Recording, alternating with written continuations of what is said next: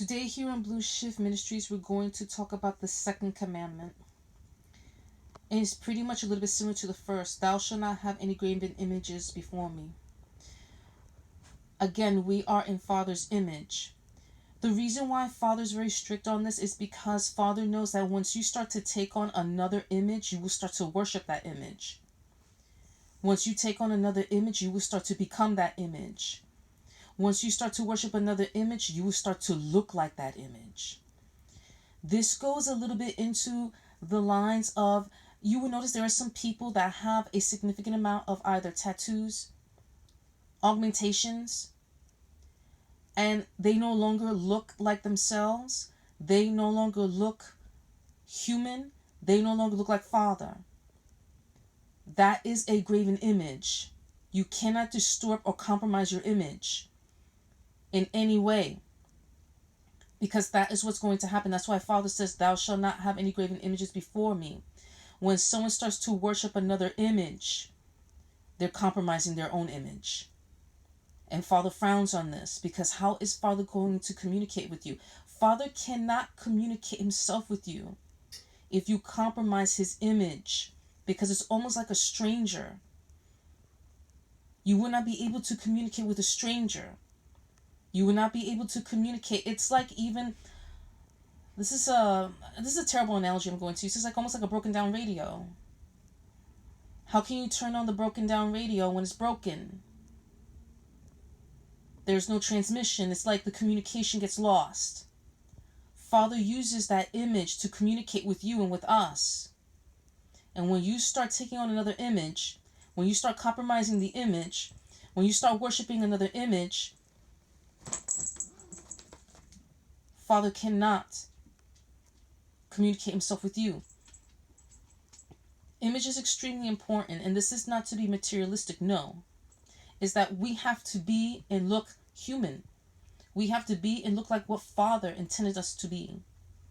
I understand some people want to get a tattoo or their ears pierced or what have you.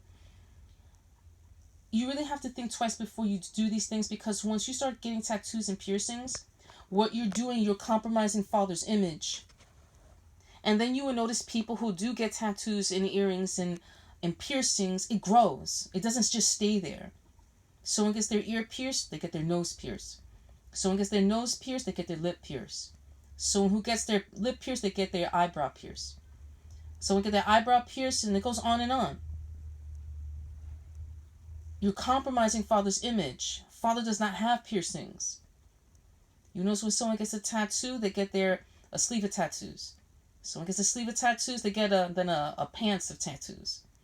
Someone gets a pants of tattoos, then they get a shirt of tattoos. And it goes on and on. These are graven images. It's very difficult for Father to communicate with you, because those images that you allow to tattoo on your skin take on a life.